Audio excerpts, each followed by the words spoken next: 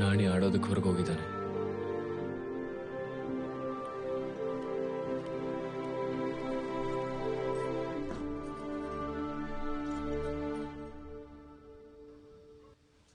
ನನಗೆ ಈ ತರ ಬದುಕಕ್ಕಾಗ್ತಿಲ್ಲ ಸಾರ. ನನ್ನ ಕೈಲಾಗಲ್ಲ. ನಾನು ನಿನ್ಮೇಲೆ ಕೋಪಕ್ಕಿದೆಲ್ಲ ಮಾಡ್ತಿಲ್ಲ ಸಾರ. ನಿಂಗೊಂದು ವಿಷಯ ಹೇಳ, ನಂಗೆ ಯಾರಾದ್ರೂ ದುಡ್ಡು ಸಾಲ ಕೊಟ್ರು ವಾಪಸ್ ಕೇಳಲ್ಲ. ಯಾಕೆ ಗೊತ್ತಾ? ನಾನಿಷ್ಟ ಅಂತ ಅಲ್ಲ, ಅವ್ರೆಷ್ಟು ಕೇಳಿದ್ರು ಕೊಡಲ್ಲ ಅನ್ನೋ ನಂಬಿಕೆ. ನಂಗೆ ಗೊತ್ತಿರೋರು ನಿಂಗೆ ಗೊತ್ತಿರೋರು ನಮ್ಮ ಮೇಲೆ ಯಾವಾಗ್ಲೂ ಹೋಪ್ಸ್ ಕಳ್ಕೊಂಡಿದ್ದಾರೆ. ಒಂದ್ ಕಾಲದಲ್ಲಿ ಒಳ್ಳೆ ಕ್ರಿಕೆಟ್ ಪ್ಲೇಯರ್, ಈಗೊಬ್ಬ ಲೂಸರ್. ಅವರೆಲ್ಲ ನನ್ನ ಆ ರೀತಿ ನೋಡೋದ್ರಲ್ಲಿ ತಪ್ಪಿಲ್ಲ. ನಾನು ಹಾಗೆ ಇದ್ದೀನಿ. ಇಷ್ಟು ದೊಡ್ಡ ಪ್ರಪಂಚದಲ್ಲಿ ಇಲ್ಲಿವರೆಗೂ ನಾನು ಜಡ್ಜ್ ಮಾಡ್ತಾ ಇರೋನು ನನ್ನ ಮಗ ಒಬ್ನೇ.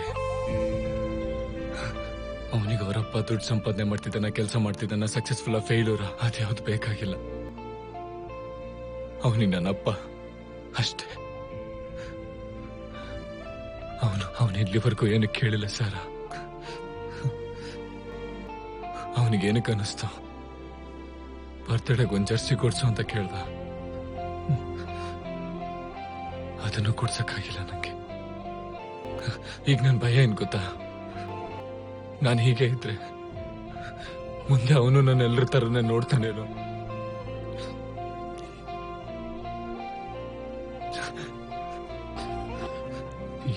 ಈಗಷ್ಟೇ ಹೇಳ್ದ,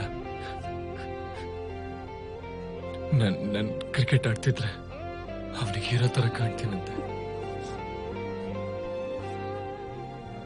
ಅವನ ದೃಷ್ಟಿನ ಸ್ವಲ್ಪ ಕುಗ್ಗುದು ತಡ್ಕೊಳಲ್ಲ ಸರ್.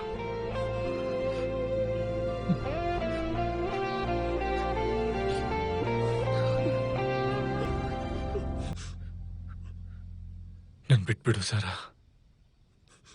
ಪ್ಲೀಸ್.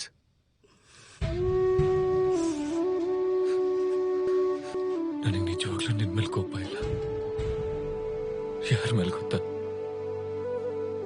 ದಿನ ಸೋಫಾ ಮೇಲೆ ಕೂತ್ಕೊಂಡು ಏನು ಕೆಲಸ ಮಾಡದೆ ಕ್ರಿಕೆಟ್ ನೋಡ್ತಿರ್ತಾನಲ್ಲ, ಆ ಅರ್ಜುನ್ ಮೇಲೆ.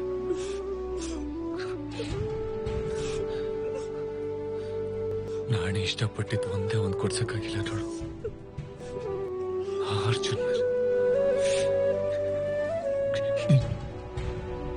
ಕಿಚನ್ ಅಲ್ಲಿ ಲಡ ಹಾಕ್ಬಾರ್ತಾನಲ್ಲ, ಆ ಅರ್ಜುನ್ ಮೇಲೆ.